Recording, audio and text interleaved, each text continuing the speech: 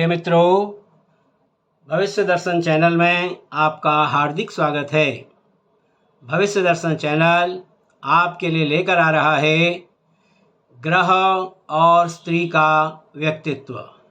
आज इसी संदर्भ में हम बात करते हैं राहु ग्रह और स्त्री के व्यक्तित्व पर। प्रिय मित्रों, प्रत्येक ग्रह, चाहे वो सूर्य हो, चंद्र हो, मंगल हो, बुध, गुरु, शुक्र, शनि, राहु या केतु, कोई भी ग्रह हो, प्रत्येक ग्रह में नैसर्गिक गुण एवं विशेषताएं होती हैं। इन्हीं गुणों एवं विशिष्टताओं के आधार पर ग्रह जातक के जीवन से संबंधित क्षेत्रों में शुभाशुभ प्रभाव डालते हैं। प्रत्येक ग्रह, चाहे वो सूर्य हो, चंद्र हो, मंगल हो, बुध, गुरु, शुक्र, शनि, राहु या केतु हो, ये जातक के विभिन्न अंगों, रोगों, रिश्तेदारों, कार्यक्षेत्रों, पारस्परिक संबंधों, भावनाओं, आकांक्षाओं आदि का नैसर्गिक कारक होते हैं। कोई भी ग्रह सभी राशियों अथवा सभी भावों में, चाहे वो मेष राशि हो, वृषभ हो यानी कि मेष से लेकर के मीन तक, या लग्न भाव से लेकर के द्वादश भाव तक, किसी भी भाव में समान फल नहीं दे सकता। यानी कोई भी ग्रह होता है वो सभी राशियों में और सभी भावों में समान फल नहीं दे सकता। उच्च, मूल त्रिकोण, स्व तथा मित्र राशि में ग्रह जो है शुभ फलदायक होता है। इसके विपरीत नीच अथवा शत्रु राशि में या अस्त होकर के निर्बल हो जाने से अशुभ फलदायक हो जाता है। लग्न, केंद्र, चतुर्थ, सप्तम, दशम या त्रिकोण में पंचम या नवम में जो स्थित ग्रह है, इन ग्रहों का फल शुभ होता है, जबकि दुस्थानों में यानी कि बुरे स्थानों में जो फल है वो अशुभ होता है। ग्रह का अंशात्मक बल तथा युति, दृष्टि या पाप मध्यत्व द्वारा अन्य ग्रहों का शुभाशुभ प्रभाव भी ग्रह के फल को प्रभावित करता है।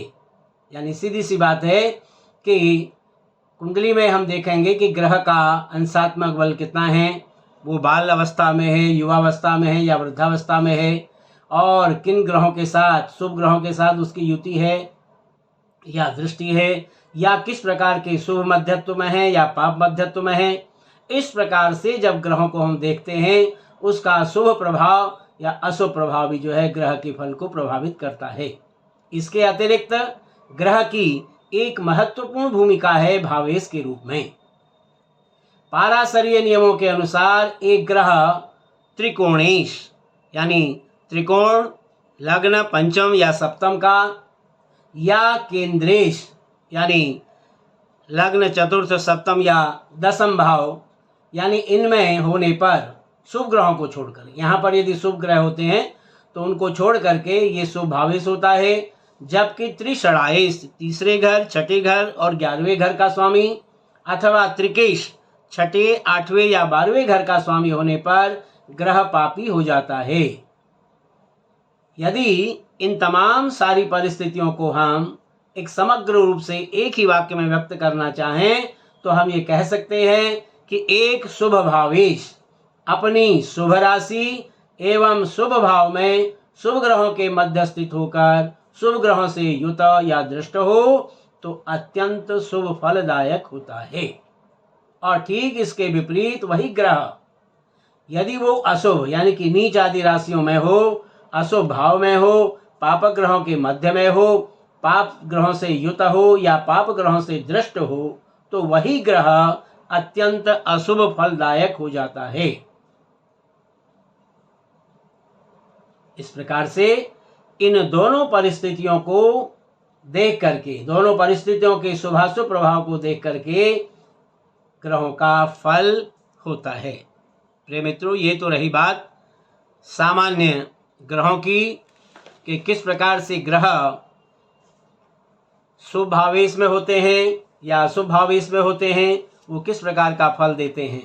और अब हम बात करते हैं आज राहु ग्रह की, यानी स्त्री जातक की कुंडली में यदि राहु ग्रह की परिस्थितियाँ किस किस प्रकार से जो है वो फलीभूत होती हैं, किस प्रकार का अपना प्रभाव जो है जातक की कुंडली में दिखाती हैं, इसी प्रकार आज इसी पर विचार करेंगे। भारतीय ज्योतिष में राहु और केतु, यानी ये राहु और ये केतु दोनों ये छाया ग्रह माने गए हैं। अब इन दोनों में से भी जो है राहु जो है वो एक तमोगणी, मलेच्छ और पापक ग्रह है। शनि की भांति राहु की दृष्टि भी विषमयी एवं विच्छेदात्मक होती है, यानी इसीलिए कहा है कि शनिवत राहु, यानी राहु जो होता है वो शनि के समान ही फलों को देने वाला होता है। राहु द्वारा अधिष्ठित राशि का स्वामी भी राहु के प्रभाव से विच्छेदात्मक भूमि का निभाता है। इस प्रकार से यदि कुंडली में राहु जो है किसी भी ग्रह के साथ बैठ जाए, जिस ग्रह के साथ बैठा होगा या जिस राशि में बैठा होगा, अधिष्ठित राशि का जो स्वामी कौन सा है वो स्वामी भी राहु के प्रभाव में आ जाता है और राहु के प्रभाव से वो भी विच्छेदात्मक भूमिका को निभाता है। सप्तम भाव से संबंधित जो घटक है हमारे, जैसे सप्तम भाव का स्वामी व कलत्र कारक शुक्र, इन पर यदि राहु का दूषित प्रभाव होता है तो प्रायः ऐसे जातक के विवाह में विलंब होता है। ऐसा जातक जो है अपनी जाति से इतर संबंधों को बनाता है, अलगाव व तलाक का संकेत देता है। राहु अन्य अथवा विदेशी का प्रतिनिधित्व करता है। मलेच्छ जाति का परिचायक भी राहु है। यदि राहु के साथ शनि और सूर्य का प्रभाव हो जाए, सप्तम से संबंधित यदि घटकों पर हो, राहु के साथ सूर्य या सूर्य और शनि इनका प्रभाव भी सप्तम से संबंधित घटकों पर हो, तो ये दूषित एवं विच्छेदात्मक प्रभाव की तीव्रता में वृद्धि कर देते हैं। यानी शनि और सूर्य भी उस भाव की वृद्धि में, विच्छेदात्मक भाव करने में वृद्धि हो जाती है। राहु क्योंकि स्वयं म्लेच्छ एवं निम्न स्तरीय व मलिन ग्रह होने से निम्न स्तरीय अथवा म्लेच्छ जीवन साथी प्राप्त होने के संकेत देता है। यदि सप्तम भाव पर राहु का प्रभाव हो या सप्तम भाव जो है राहु से दूषित हो, तो ऐसी परिस्थिति में जातक का विवाह निम्न स्तरीय अथवा म्लेच्छ जाति यानी अपने से निम्न स्तरीय जीवन साथी को जो है ये प्राप्त करता है। क्योंकि राहु का स्वयं का कोई फल नहीं होता, इसलिए राहु जो है क्रमशः दृष्टा ग्रह, किन ग्रहों से वो दृष्ट है, किन ग्रहों से वो युत है, और अधिष्ठित ग्रह यानी कि किन ग्रहों से जो है वो अधिष्ठित है, उन राशि के स्वामी अथवा अधिष्ठित नक्षत्र के स्वामी ग्रह, अधिष्ठित राशि के स्वामी ग्रह के साथ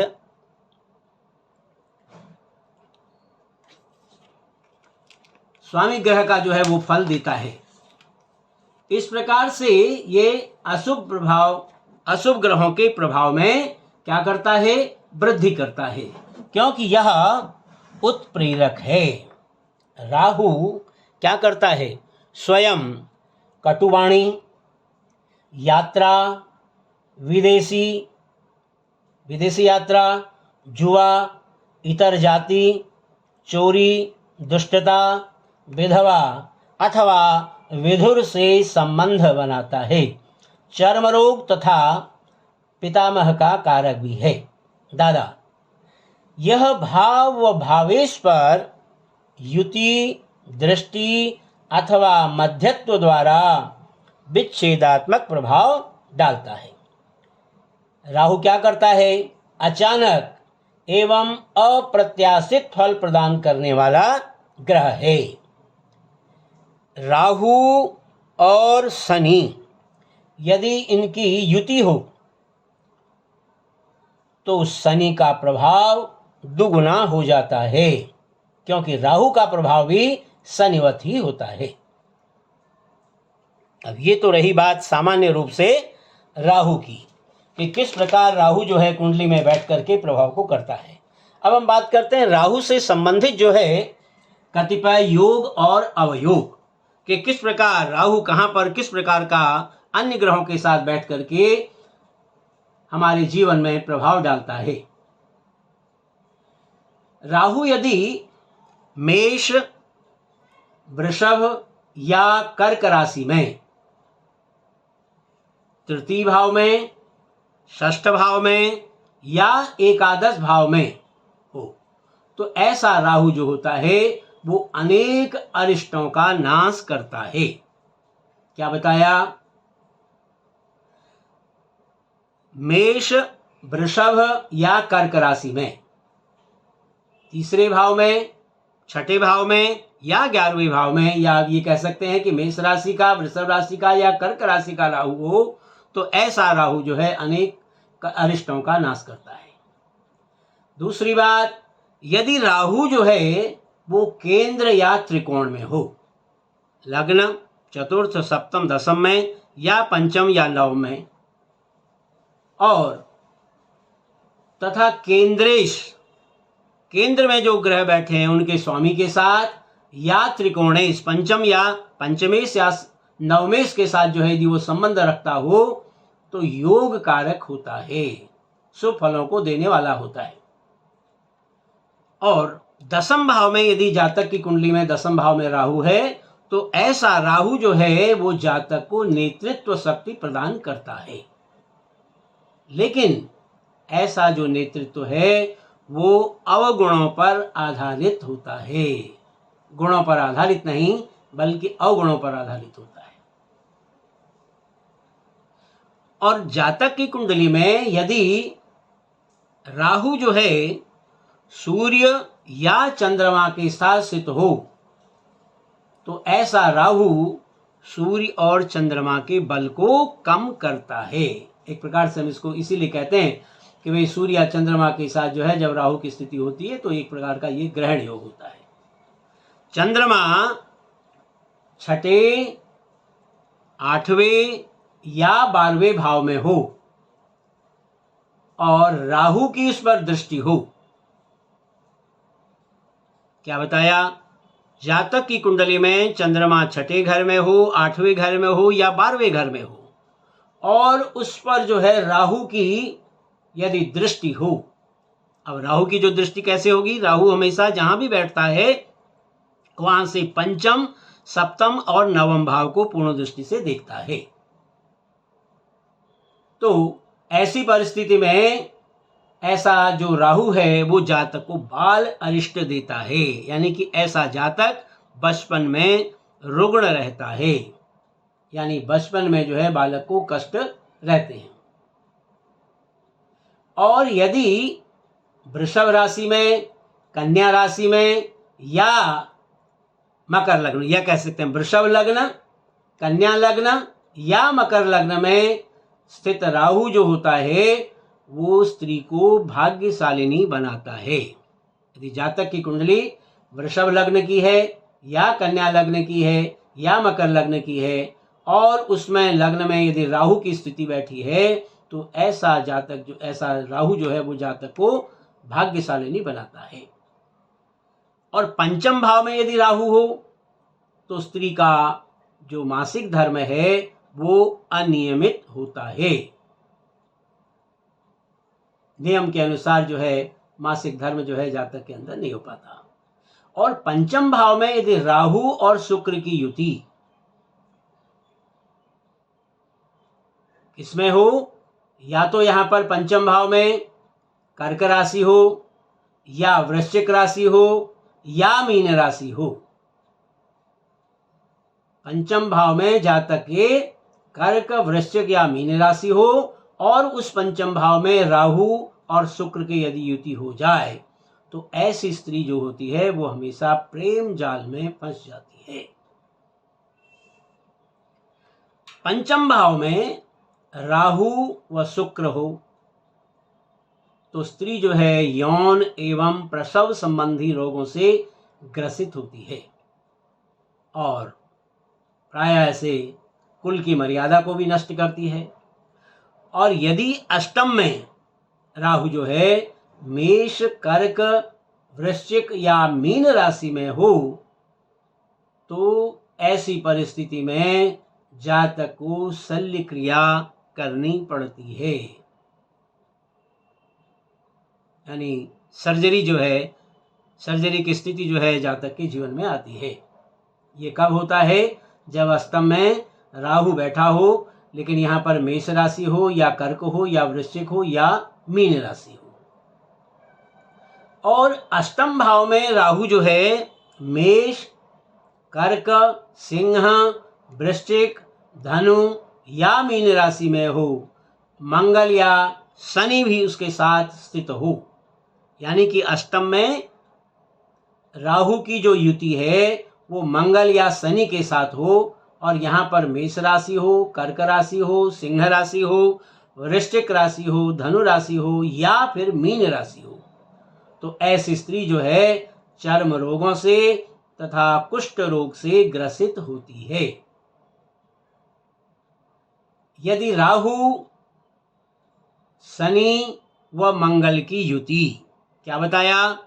राहु, शनि और मंगल की युति यदि सप्तम भाव में हो या अष्टम में हो तो ऐसी स्त्री शीघ्र विधवा हो जाती है, यानी कि ऐसी स्त्री का यहाँ पर पति को कष्ट हो जाता है। मेष या वृश्चिक राशि में अष्टम या द्वितीय भाव में, मेष या वृश्चिक राशि का राहु अष्टम भाव में हो या दूसरे भाव में हो, पापक ग्रह राहु जो है यहाँ पर पापक ग्रहों से युत हो या दृष्ट हो तो भी स्त्री को कष्ट होता है, यानी कि वैवाहिक जीवन उसका दुखद रहता है। पंचम भाव में राहु मंगल की राशि में हो, मंगल की राशि कौन सी? मेष हो या फिर वृश्चिक हो, या पंचम भाव में जो राहु है वो मंगल द्वारा दृष्ट हो तो भी स्त्री को संतान की हानि होती है। यदि राहु गुरु के साथ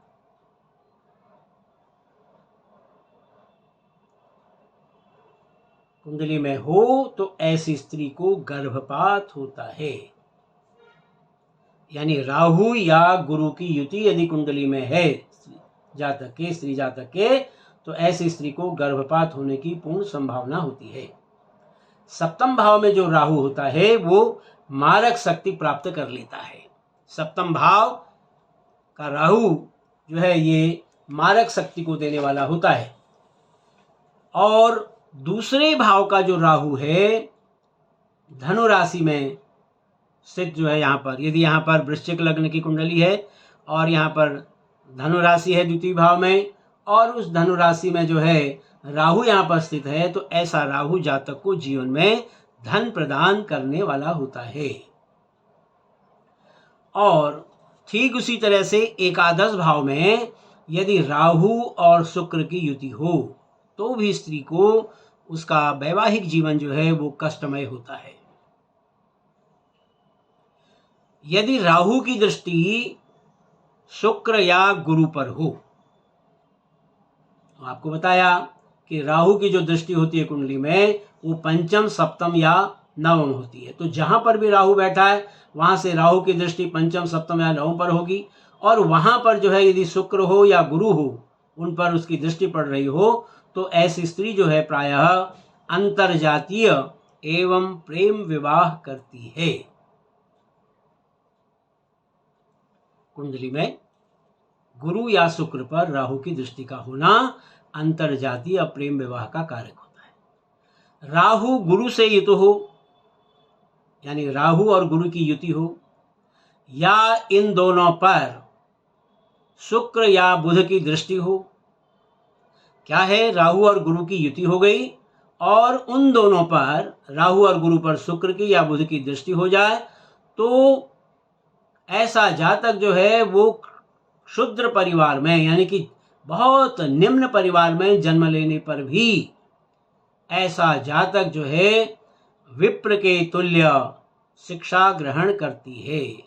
निम्न जाति में जन्म लेने के बावजूद भी उच्च वेदों का पठन आदि करना उस जातक के लिए सुलभ हो जाता है, यानी कि ऐसी शिक्षा वो ग्रहण कर लेती है। ये कब होगा? जब कुंडली में राहु गुरु की युति हो और उस पर शुक्र या बुध की दृष्टि हो। द्वितीय भाव या पंचम भाव में राहु हो तो जो ऐसी कन्या का जो विवाह है बड़ी कठिनाई से होता है। ये अनुभव में आया है कि राहु अष्टम या एकादश भाव में होने पर विवाह तो हो जाता है, लेकिन उसका दाम्पत्य जीवन जो है बड़ा कष्टप्रद रहता है और ऐसे जातक के जीवन में अलगाव या तलाक की आशंका प्रायः बनी रहती है। अब जिस स्त्री जातक की कुंडली में राहु की दृष्टि जो है सप्तम पर हो या सप्तमेश पर हो, मंगल और शुक्र पर हो, तो ऐसी स्त्री का अंतरजातीय विवाह होता है। प्रिय मित्रों, यह था राहु ग्रह और स्त्री का व्यक्तित्व। आज हमने राहु ग्रह के ऊपर चर्चा की और राहु ग्रह का प्रभाव जातक के जीवन में किस प्रकार का होता है या किस प्रकार का प्रभाव जो है राहु जातक के जीवन में डालता है, इस पर आज हमने चर्चा की। आशा है आपको हमारी यह वीडियो अच्छी लगी होगी। यदि आपको हमारी यह वीडियो अच्छी लगे तो आप हमारी वीडियो को लाइक करें, शेयर करें और हमारे चैनल को सब्सक्राइब करना भी न भूलें। फिर इसी प्रकार की नई वीडियो लेकर आपके सामने उपस्थित होंगे। तब तक के लिए आप सभी का हार्दिक धन्यवाद।